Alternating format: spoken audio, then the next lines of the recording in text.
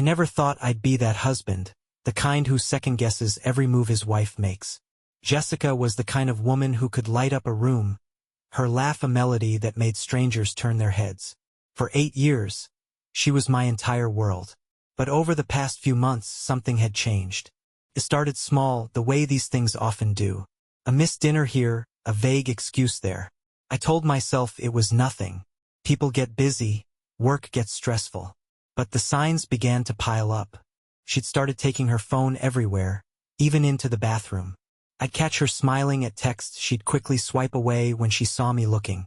There were nights she claimed to be working late, but her car odometer told a different story. The breaking point came on a Thursday night. She was at a networking event, but as I scrolled through my social media feed, I stumbled upon a picture someone had posted at the event. The guest list was tagged, and her name wasn't there. I tried to ignore the pit forming in my stomach. Instead, I opened a bottle of whiskey and stared at our wedding photo on the mantel. Was I overreacting? Was my mind creating drama where there was none? Or was Jessica lying to me? When she finally came home, it was well past midnight. Her hair was disheveled, and the faint scent of cologne that wasn't mine lingered on her skin. How was the event? I asked, keeping my tone neutral. It was fine, she replied, kicking off her heels and avoiding eye contact. Exhausting, really. I'm going to bed. She didn't even kiss me goodnight. That night, I lay awake, staring at the ceiling. The doubts gnawed at me like rats in the walls. I knew something was wrong. I just didn't know how deep it went yet. And that's when I decided I needed answers, no matter what it took. The next morning, Jessica was all smiles, acting as if nothing had happened. She kissed me on the cheek, her lips lingering just long enough to make me doubt myself. "You were quiet last night," she said, pouring coffee. "Everything okay?" "Yeah, just work stuff," I lied. If she was playing a game, I wasn't about to let her know I was catching on. As she left for work, I made a decision. I would start looking for proof. If I was wrong, I'd live with the guilt of not trusting her. But if I was right, I started small. Jessica's laptop was in the living room, and she hadn't set a password on it. I figured it was my best shot. My heart pounded as I opened it, scanning for anything unusual. For a while, there was nothing, just the usual emails and documents. But then I found a folder tucked away deep in her files, labeled Taxes 2021. Something about it felt off. I clicked it open and found dozens of files, but none of them were tax-related. There were spreadsheets, addresses, and names. At first glance, they seemed random, but the more I read, the more my stomach churned. These weren't just names. They were aliases, fake identities with matching credit card information, shipping logs, and flight details. Jessica wasn't just hiding something from me. She was running something. Then I saw the name that stopped me cold. Michael Harris. My name. She'd used my identity to book a flight to Mexico City just 2 weeks earlier. I hadn't been on that flight. I'd been at work. I sat back, staring at the screen, my pulse racing. Was Jessica involved in fraud? Trafficking? The details weren't clear, but whatever it wasn't innocent. And then it hit me. This wasn't just about lies or infidelity anymore. She was pulling me into something far darker, and I didn't even know it. I quickly copied the folder onto a flash drive and deleted my search history. Jessica would be back soon, and I needed to act normal. But inside, I felt like I was standing on a trapdoor, waiting to fall. That night, as we sat on the couch watching TV, I could barely look at her. Her laugh grated on me now. Every movement felt calculated. She leaned against me, her head on my shoulder, and for a moment, I wondered if I was crazy to think she was capable of this. But the flash drive in my pocket told me I wasn't crazy. Something was going on, and Jessica was at the center of it. I just didn't know yet how far I was willing to go to uncover the truth. Over the next few days, I couldn't stop thinking about what I'd found. Every glance from Jessica felt like a challenge. Every word she spoke like a test. Did she know I'd looked through her laptop? Was she onto me? I decided I needed help. One of my closest friends, Brian, had a background in cybersecurity. He worked freelance and owed me a favor after I bailed him out of a sticky situation a few years back. Michael, this is way beyond catching a cheating spouse, Brian said after I showed him the files on the flash drive. This is serious. These aliases, these look like they're tied to something big. Money laundering, smuggling, maybe worse. What about the flight to Mexico under my name? I asked, my voice low. That's the part that worries me most, he admitted. If someone connects this back to you, you could be on the hook. You need to figure out exactly what she's into, and fast. I asked him to dig deeper, to trace the aliases and transactions. While he worked, I played my part at home. I kissed Jessica goodnight, pretended to laugh at her jokes, and even cooked her favorite dinner one evening. But inside, I was boiling. Every time she smiled at me, I imagined her laughing behind my back with someone else. Someone she was planning trips to Mexico with. Brian called 2 nights later with an update. You're not going to like this, he said. Those names? They're tied to a network trafficking high-value goods, art, rare jewelry, even arms. Jessica isn't just covering for someone. Based on the files, it looks like she's a key player in the operation. I nearly dropped the phone. What? She's coordinating shipments, moving money. And get this, she's been in touch with someone named Andre. He's flagged as a known associate of an international syndicate. This isn't amateur stuff, Michael. She's playing with the big boys. I sat in stunned silence, the weight of the revelation crashing down on me. Jessica wasn't just unfaithful. She was dangerous. Does she know they're tracking her? I asked. She doesn't seem careless, but this Andre guy? He's not someone you cross. If she screws up, well, let's just say people like him don't do second chances. I thanked Brian and hung up. My hands were shaking. Jessica wasn't just betraying me. She was dragging me into a web of crime that could destroy both of us. That night, as she slept peacefully beside me, I stared at the ceiling, my mind racing. I couldn't confront her, not yet. Not until I had a plan. But I promised myself one thing. She wasn't going to get away with this. The next morning, Jessica kissed me goodbye and left for work, blissfully unaware that I was unraveling the life she'd carefully hidden. I waited until she was gone before calling Brian again. I need more, I told him. If I confront her now, she'll deny everything or run. I need hard evidence, something I can use to destroy whatever this is. I've been working on it, Brian replied. I found her encrypted email account. There's a lot of chatter about a drop happening soon. Some kind of handoff in 2 weeks. Andre's name keeps popping up. A drop? I asked, my pulse quickening.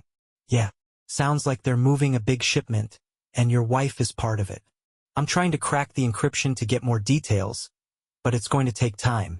I hung up and paced the living room. 2 weeks. That gave me just enough time to prepare, but I needed a way to watch Jessica without tipping her off. That afternoon, I bought a few discrete cameras and installed them around the house while she was out. One in the living room, another in her office, and a final one in the garage. If she was planning something, I'd see it. The first few days were uneventful. Jessica acted like her usual self, coming home late some nights with vague excuses about client meetings. But on the 5th day, the cameras caught something. She was in the garage, standing near the car with her phone pressed to her ear. It's all set, she said in a low voice. No, he doesn't suspect a thing. He's as clueless as ever. I clenched my fists, barely containing my rage. I'll have the documents ready by Friday, she continued. Yes, I'll make sure to use the backup route. No mistakes this time. She hung up and walked back into the house like nothing had happened. That night, as she curled up next to me in bed, I replayed her words in my head. He doesn't suspect a thing. The arrogance. The audacity. But if Jessica thought I was clueless, she was about to get the shock of her life. I began crafting my plan. One that wouldn't just expose her but would leave her and her entire operation in ruins.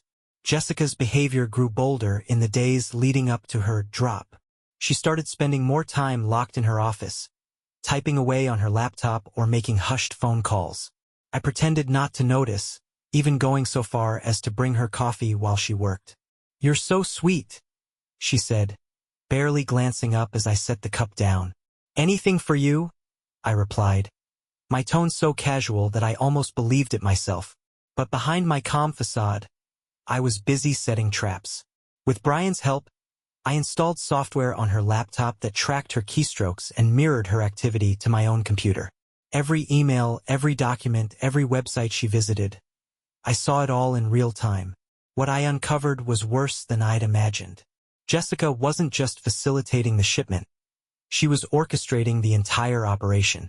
She'd created fake invoices, arranged the logistics, and even forged my signature on documents to make it look like I was a willing participant. One email, in particular, sent my blood boiling. Subject: Final confirmation. From Andre to Jessica. Ensure your husband remains out of the picture. If he gets too curious, we'll handle it. You know what that means. Jessica's reply was just as chilling. He won't be a problem. Trust me. My wife wasn't just lying to me. She was putting my life on the line. If Andre and his associates thought I was a liability, they wouldn't hesitate to handle me. That night I couldn't sleep. I lay awake, staring at the ceiling, replaying her betrayal in my mind. Every laugh we'd shared, every intimate moment, now felt like a sick joke. The next morning I called Brian. "They're planning something big," I told him. "And if I don't act now, I'm going to get caught in the crossfire." Brian's voice was grim. "I've been digging into Andre. He's not the kind of guy you want to cross. But if we're going to take Jessica down, we need to do it smart." No es lípupe ese punto. "I'm not just taking her down," I said coldly. "I'm taking all of them down." Brian was silent for a moment. "I'll do what I can to help. But be careful, Michael. This is dangerous territory." "I know," I replied. "But it's time Jessica learned what it feels like to be betrayed."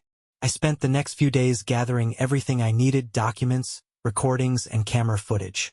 Every piece of evidence was meticulously cataloged and stored in multiple locations, just in case something happened to me. And then, I started laying the groundwork for my revenge. With the evidence in hand, I started setting my trap. Jessica had no idea I was watching her every move, and I intended to keep it that way. If I played my cards right, she wouldn't see the knife until it was already in her back. I began with Andre. Using the details I'd gathered from Jessica's emails and Brian's research, I created a digital dossier that painted a damning picture of his operation. Every shipment, every fake identity, every transaction, it was all there, neatly compiled. My goal was to turn the cartel's eyes back on Jessica, make her look like the weakest link in their chain. "Are you sure about this?" Brian asked when I told him my plan. "They're already threatening my life," I said. "If they see her as a liability, they'll focus on her instead of me." "That's risky as hell," he warned. "So is waiting for them to handle me," I shot back. Next, I turned my attention to Jessica. I needed her to feel safe, to think she was still in control. That Friday night, I surprised her with dinner. A bottle of her favorite wine, candles, the works. "What's the occasion?" she asked, smiling as she sat down. "Just wanted to remind you how much I appreciate you," I lied, raising my glass. She clinked hers against mine, her eyes sparkling. "You're too good to me." As she sipped her wine, I studied her face, trying to reconcile the woman I'd loved with the one who'd betrayed me. But any lingering affection I felt was drowned by the cold resolve in my chest. While she drank and laughed, I was already planning the final steps of my revenge. The next day, I made an anonymous call to the authorities, using a burner phone Brian had given me. "There's going to be a shipment," I told them, relaying the details I'd pulled from Jessica's files. "And you'll find everything you need to take them down." The officer on the other end hesitated. "And how do you know this?" "Let's just say I'm close to the operation," I replied. "Check the dock records and flight manifests. You'll see I'm telling the truth." I hung up before they could ask any more questions. That night, as Jessica prepared for her business trip, I watched her pack with feigned disinterest. "You sure you don't need me to drive you to the airport?" I asked, leaning against the doorframe. "No, I've got it covered," she said, flashing me a smile. "I'll be back before you even miss me." I returned the smile, though it felt like a mask. Safe travels. She kissed me goodbye and walked out the door, completely unaware that I just sent her world crashing down. Jessica thought she was playing everyone around her. She didn't realize she was the one being played. Jessica's flight was scheduled for early the next morning, but I couldn't sleep.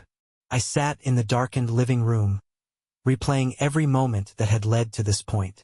My love for her was long gone, replaced by a cold, burning anger. By the time her car pulled out of the driveway at 5 a.m., I was already in motion. With Jessica gone, I had the house to myself. I logged into her email account one last time to confirm the details of the drop. Everything was set to happen at an abandoned dockyard on the edge of the city that evening. I wasn't going to be there, but the authorities would. Using the burner phone again, I called my contact at the police. "They're meeting tonight at Dock 17, I told him. "You'll find the shipment there, along with Jessica Harris." "And who exactly is Jessica Harris?" the officer asked, clearly suspicious. "She's the one coordinating this whole thing," I replied. "Check the fake invoices and the passports in her luggage. You'll see what I mean." The officer hesitated. "We'll look into it. You'd better move fast," I warned, "or you'll miss your shot." I hung up, my heart pounding. It was out of my hands now. Later that day, I met with Brian at a coffee shop across town. He slid a USB drive across the table toward me. "What's this?" I asked. "Insurance," he said. "It's everything we've found, emails, transactions, recordings. If the cops screw this up, you're going to need it." "Thanks," I said, pocketing the drive. "I owe you." "You owe me a beer," he smirked. "And maybe a promise to never get married again." We laughed, but the tension in my chest didn't ease. Tonight would decide everything. That evening, as the sun dipped below the horizon, I parked my car at a vantage point overlooking the dockyard. I watched through binoculars as Jessica arrived, her silhouette unmistakable under the dim streetlights. She stepped out of her car, holding a small leather briefcase. Moments later, a convoy of black SUVs pulled up. Men poured out of the vehicles, tall, muscular figures dressed in dark suits. Andre was among them. The group began unloading crates from one of the SUVs. Jessica handed the briefcase to Andre, who opened it, inspecting the documents inside. Just then, the silence was shattered by the wail of sirens. Police vehicles swarmed the dockyard, their lights flashing like a violent storm. Jessica froze, panic written all over her face. She turned to run, but two officers tackled her to the ground. Andre's men scattered, some trying to fight back while others fled into the night. I watched from the safety of my car, my jaw clenched as the scene unfolded. Jessica screamed, "You don't understand. This is a mistake." But the officers weren't listening. They cuffed her hands behind her back and hauled her toward a squad car. I should have felt satisfied, triumphant even. But as I watched my wife being dragged away, a hollow emptiness settled in my chest. This wasn't the end, it was only the beginning. By the time I got home, the adrenaline was wearing off, leaving me with an uneasy sense of calm. Jessica was gone, arrested in a sting operation I'd orchestrated. The woman I'd shared my life with was now behind bars. Her betrayal finally laid bare. I poured myself a drink and stared at the wedding photo still sitting on the mantel. Her smile felt like a mockery now, a mask she'd worn while weaving her web of lies. Without a second thought, I took the frame, hurled it across the room, and watched as it shattered against the wall. This was just the beginning. The next morning, my phone started buzzing relentlessly. It was Jessica's attorney, a man I'd never met but now loomed large in my life. "Mr. Harris, this is Victor Green," he began, his tone brisk. "I represent your wife, Jessica. She's been arrested on some serious charges." I played dumb. "What? Arrested? What are you talking about?" "She's claiming this is all a misunderstanding, that she was coerced into her involvement with this Andre character. She mentioned your name." "My name?" I repeated, anger flashing through me. "Yes," he said carefully. "She says you knew nothing about this, but she also insists her actions were a desperate attempt to protect you from Andre. Does that sound familiar?" I gritted my teeth. Jessica was already trying to spin the narrative, painting herself as a victim. I had no idea she was involved in anything criminal, I said, keeping my voice steady. If she was trying to protect me, she sure as hell didn't mention it. Victor hesitated. Would you be willing to testify on her behalf? I almost laughed. Not a chance. She forged my signature on documents, used my identity for her schemes, and put my life in danger. You can tell her I said that. I hung up before he could respond. For the next few days, the news was everywhere. Local outlets ran headlines about the sting operation, focusing on Andre and his network. Jessica's name appeared in smaller print, but it was there, her role in the operation exposed for everyone to see. Friends and family started calling, their voices full of shock and confusion. Michael, what's going on? My sister asked. This can't be true, right? Jessica's not a criminal. She fooled all of us, I said flatly. But I'm done protecting her. Meanwhile, Brian sent me updates about the ongoing investigation. The police had seized several crates from the dockyard containing stolen artifacts and illegal weapons. Andre's men were in custody, but the man himself had slipped away. Jessica, however, wasn't going anywhere. That evening, I got another call, this time from an unknown number. I hesitated, then answered. You think you're clever, Mr. Harris? A low, accented voice growled. My blood ran cold. It was Andre. You've made a big mistake, he continued.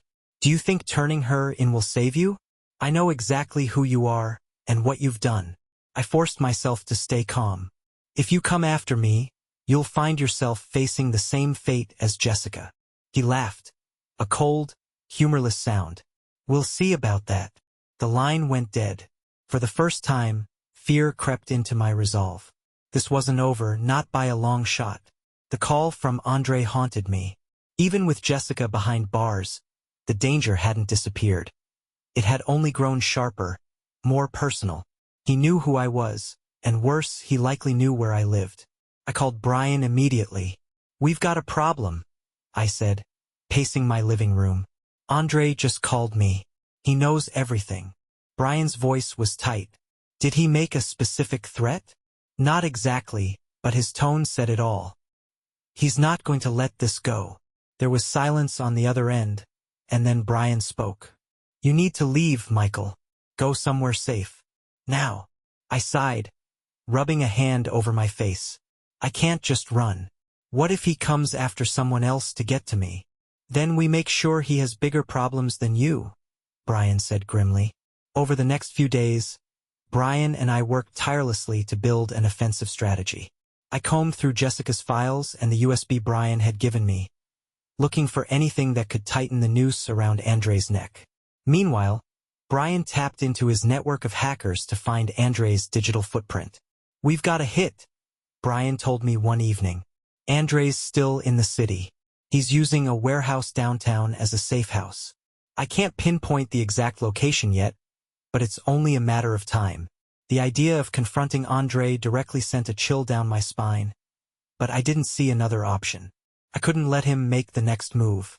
That night, I fortified my house, installing extra locks and setting up cameras at every entry point. I even slept with a baseball bat beside the bed. The paranoia was suffocating. Every sound, every shadow outside the window felt like a threat. Jessica's attorney called again the following day. Mr. Harris, Jessica is cooperating with the authorities, Victor said. She's providing information about Andre's operation in exchange for a reduced sentence. She also insists that you... I don't care what she insists, I interrupted coldly. I'm not helping her. She made her choices, and she can live with them. She's adamant that she was trying to protect you, Victor pressed. If you're willing to corroborate her story... I cut him off again. She's lying. She didn't protect me. She used me. And now, I'm the one cleaning up her mess. I hung up before he could reply. Late that night, I got a message from Brian. Got him. Sending you coordinates. Be careful. My heart pounded as I stared at the address. The warehouse was only a few miles from my house. I had what I needed to deliver to the authorities, but something inside me had shifted. Andre had called me, taunted me. He wanted to make this personal. So I decided to make it personal. The coordinates Brian sent burned in my mind like a beacon of vengeance.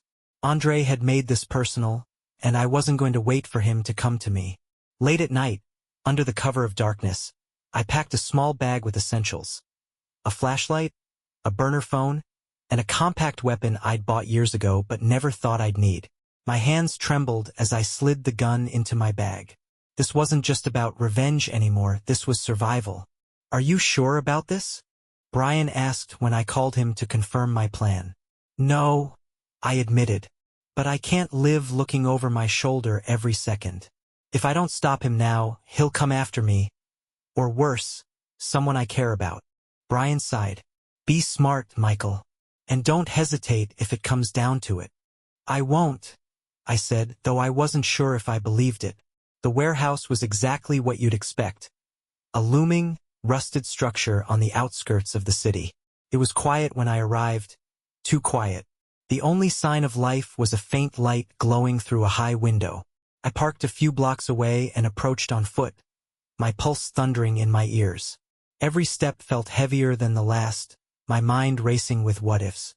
I reached the side of the building and slipped through a broken door. The inside was cavernous, filled with stacks of crates and the stale stench of neglect.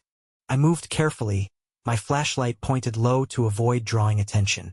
The faint hum of voices grew louder as I crept deeper inside. I followed the sound until I reached a corner overlooking a makeshift office set up with a desk, maps, and a row of monitors. Andre sat in the middle of it all, surrounded by two of his men. "Jessica's been arrested," one of the men said, his voice low but clear. "She's cooperating with the authorities. If she talks." "She won't talk," Andre said coldly, lighting a cigarette. "She knows better." "And the husband?" Andre's lips twisted into a cruel smile. "He's weak. He thinks he's safe, but he has no idea what's coming." My blood boiled, but I forced myself to stay calm. I needed more evidence, more leverage. I crouched behind a stack of crates, snapping photos of the office and the men inside. My hands were steady now, my fear replaced by a grim determination. Suddenly, a sound behind me. A scuff of a boot on the concrete floor. I spun around, but it was too late. One of Andre's men grabbed me, slamming me against a crate.